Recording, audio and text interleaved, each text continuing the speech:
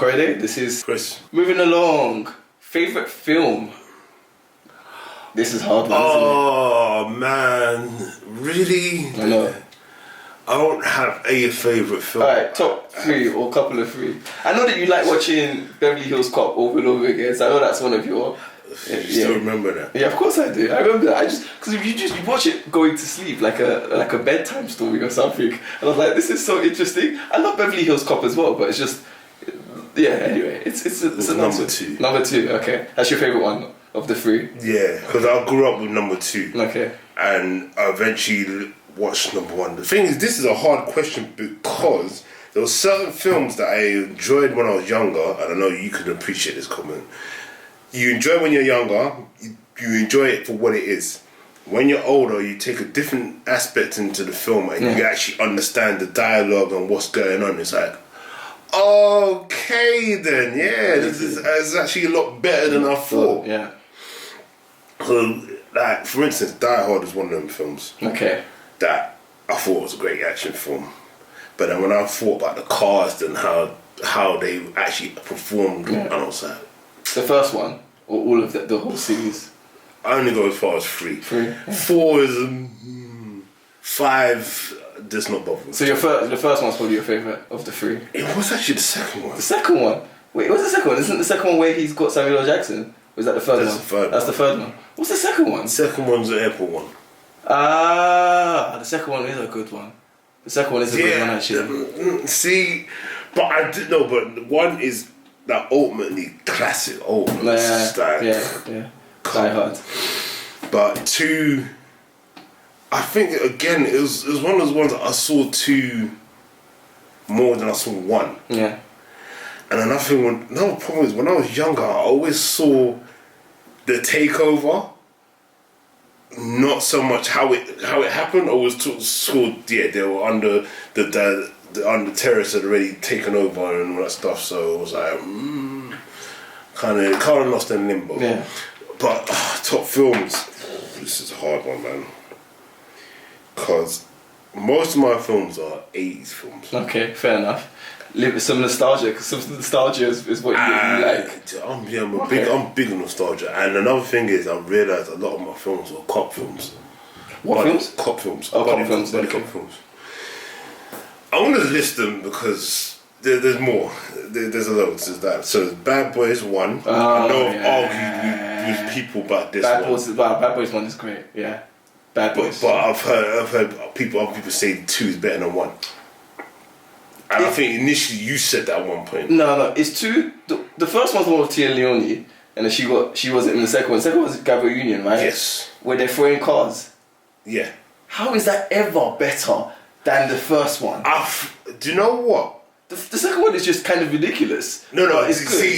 See, you've changed your mind. You've seen it it from a grown perspective. Yeah. I think you're right. Because when you were a kid, like there's a second one where he does the scene with the kid. Yeah, that's a funny scene. So that's why people like the second one, because they like that makes it iconic. But there's a lot of nonsense in the second one with the car throwing, and Gabrielle Union's always a win, but nevertheless, the first one was just, it set the foundation for the dynamics. So I see what you're saying. And the thing is, I had an argument with one of my friends pretty recently. Okay. And I said to them, number 2 was made for jokes. Yeah. The whole plot was it was still like plot, but how the jokes ran off in number 1, they were a bit natural. Yeah. Like it was natural banter and all stuff. Number 2 for me felt forced. The shop scene, the camera. Come on, man. Is that really gonna happen in a camera store? That sort of conversation. You really dissected this. All right. So you said Bad Boys is 1. Right. Bad Boys is 1. There's a film called Running Scared that I do run. Who's in that? Billy Crystal and Gregory Hines. I'm gonna go and watch that. I've never seen that. Running Scared. Okay. Running Scared is another one. Oh gosh, I've got a whole list somewhere at home of all these films that I got to play. All cop films. Majority. What about 24 Hours? Is that a cop film? That's Eddie Murphy. Was it 48 Hours? I can't remember. Eddie Murphy and Yes. 48 Hours. Yes, 48 Hours is one. Yeah, that was a great one. 48 Hours. Eddie Murphy, especially the 80s and 90s, especially 80s, huge win. Metro was Eddie Murphy. Never seen it. Might have to go and watch Metro as well. Metro's not bad. Okay.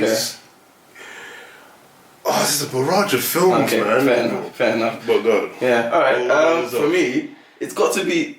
I don't know if it's my favourite films, but it's the one that just comes to mind, and that's The Matrix, because we were teenagers when Groundbreaking. that film, yeah, right, and the special effects at that time No, we were. weren't.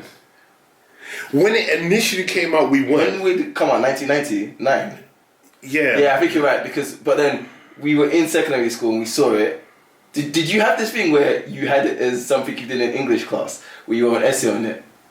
No, okay, maybe not. So It got played end of year. okay. So we had that where it was something that we wrote an essay on, and it was just analyzing the whole film and all of the messaging in the film. Like Neo is an anagram of one, and the White Rabbit, the tattoos that you see of that, and the groundbreaking special effects at that point in time.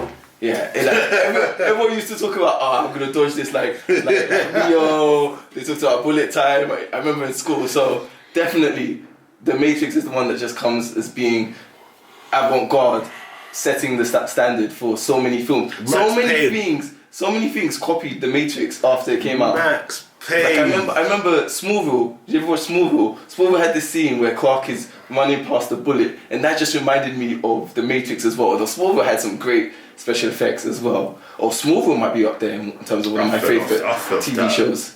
But yeah, I'll stick with Star Trek. Yeah. Oh yeah. So The Matrix is definitely up there for me. Matrix I do stuff. like my action. You can't. In terms of just a bit cheesy but fun, Hitch is also a great one that I like. Like Will Smith, maybe more so back in the day, was a big win in films. So Hitch is just one of those ones that, and it's got your favourite Eva Mendes. So it's like it's a double whammy, isn't it? Yeah, I brought it back. Will Smith was at one time one of my favourite actors and actually artists as well.